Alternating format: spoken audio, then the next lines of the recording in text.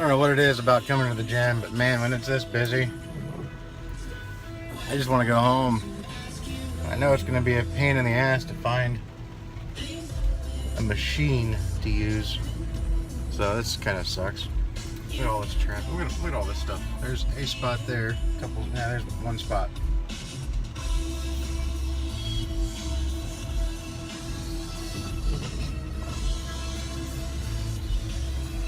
Anyways, good morning, everybody.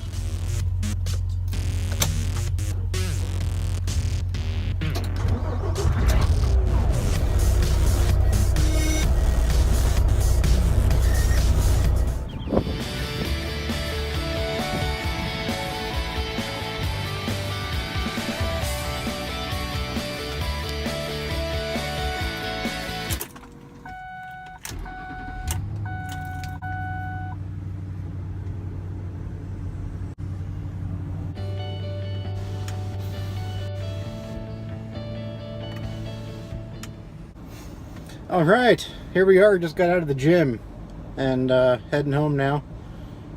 Gonna put some stuff together, some furniture together, I guess, at home. Help get some stuff organized in the basement. We'll see how the camera does where it's sitting right now. It's not really, it's kind of propped up against the windshield. So we'll see how that goes. I've never done a vlog in my Ford, so hopefully it sets up just fine. We'll see, I guess, huh? I really like this truck. It's not bad. When I bought it, I had 100,000 miles on it. I bought it the day after Christmas, kind of a Christmas present to myself. And it had 100,000 miles on it, and now we are in the end of April. No, beginning of May, actually. I think it's May 1st. And it's now got 108,500 miles on it. So we put some miles on her. It's been down to Florida twice since I bought it, each time for a cruise. And so it's seen its fair share of miles. We bought it too so it can haul the camper better than the RAV.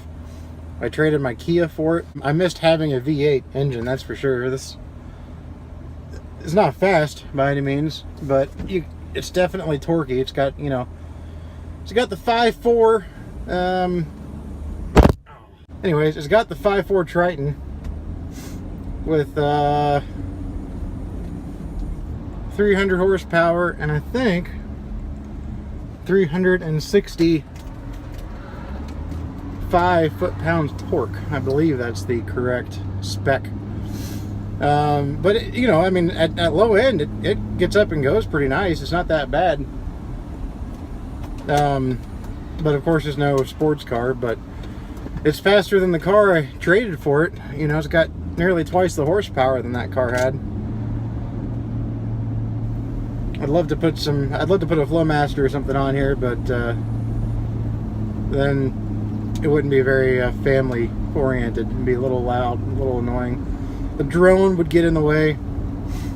I will say, when I bought this truck, however, when I bought it, I test drove it. I went through everything, you know, I looked at everything on it, and it was completely rust-free, which I like. A lot of these have some rust issues, especially on the rocker panels, but it was spotless. I mean, it was in great shape. Test drove it. It seemed to drive fine. Day after I bought it, I got it home, and the check engine light came on. Had it read, and it ended up being a misfire on cylinder 5.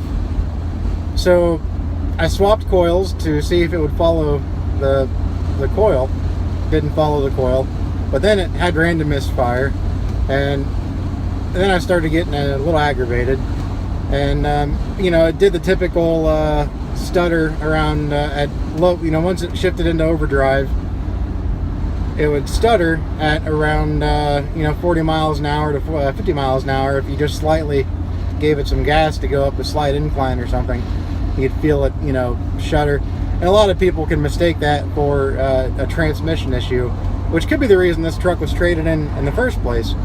It probably scared some people away. Hey, there's a deputy.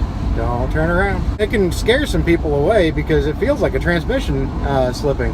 But if you don't know what you're, I mean, but luckily I know what I'm, you know, I've dealt with the issue.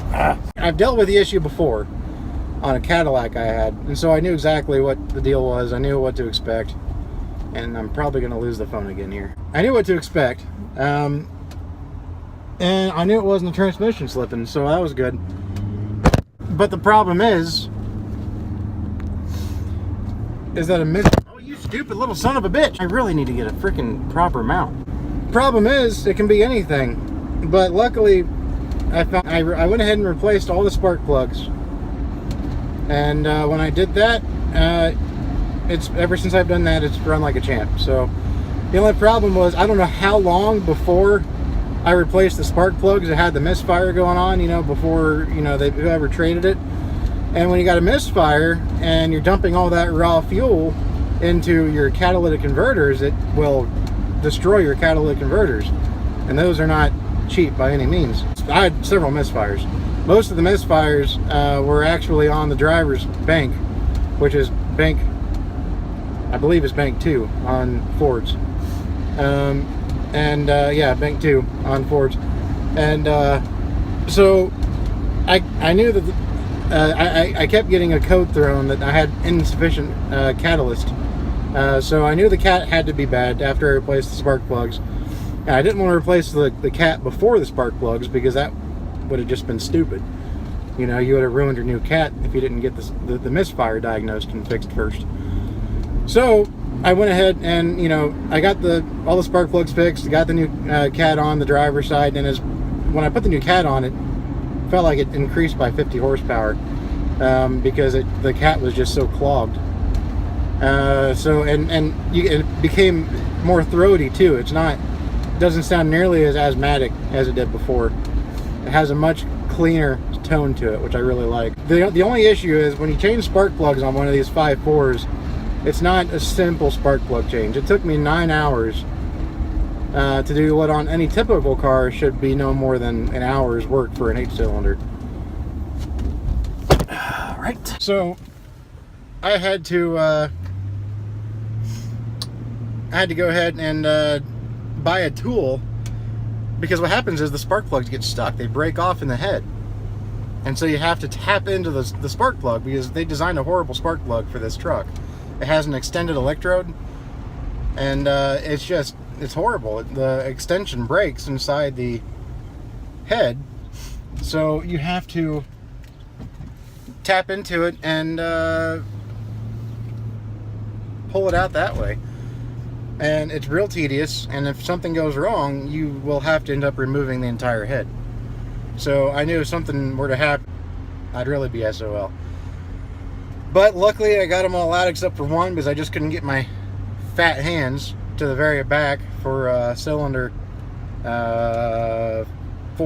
No, what cylinder is that? 5 is up there, so 1, 2, 3. So yeah, I guess cylinder 4. Anyway, the very back on the passenger side, I could not reach that one. But that one wasn't bad anyway, but I still wanted to get it replaced, so I took it to somebody I knew that has a little side business where he works on cars.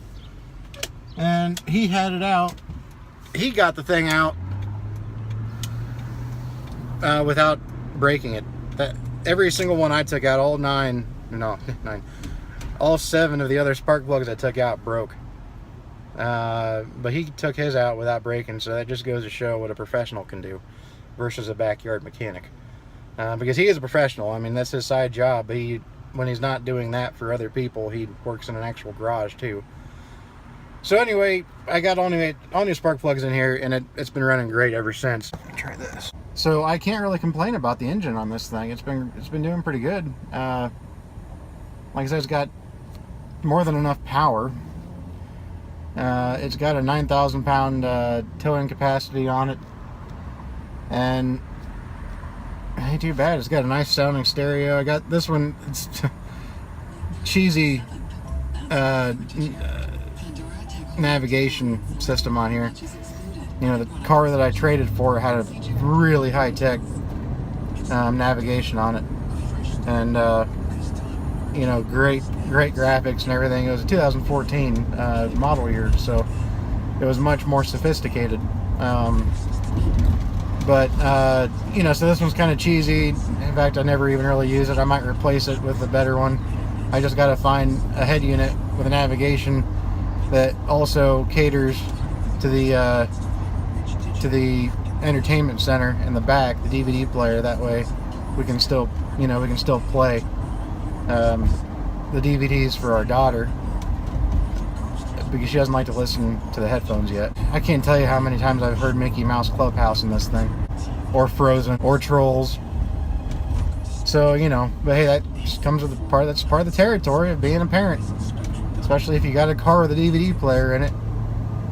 The DVD player's for the kids, not you. That's basically about it. I'm just about back home now,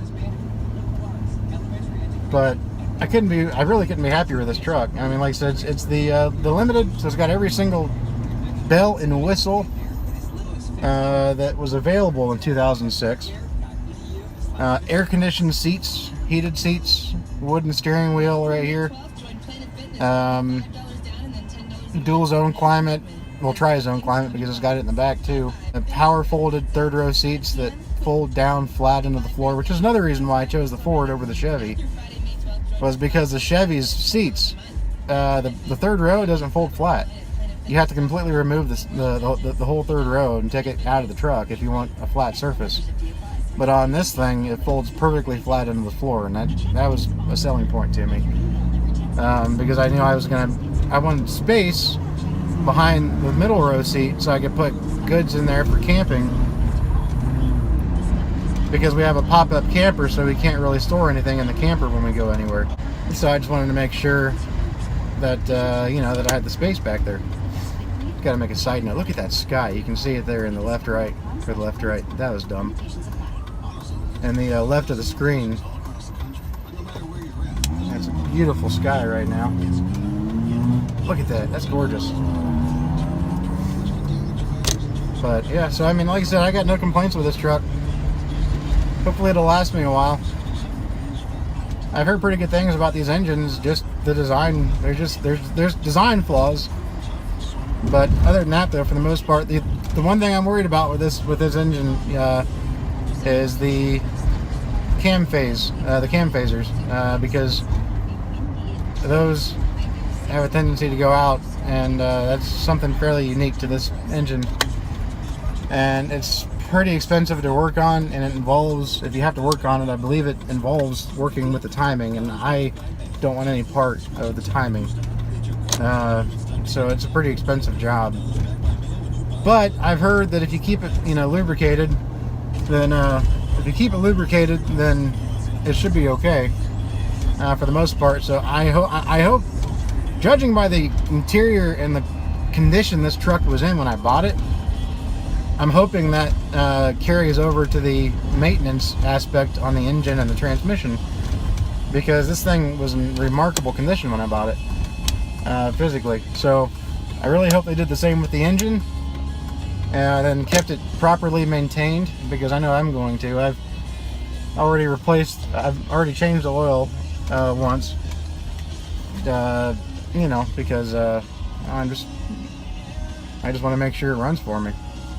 The oil is the most important thing to make sure you keep it nice and clean in these things, in these engines.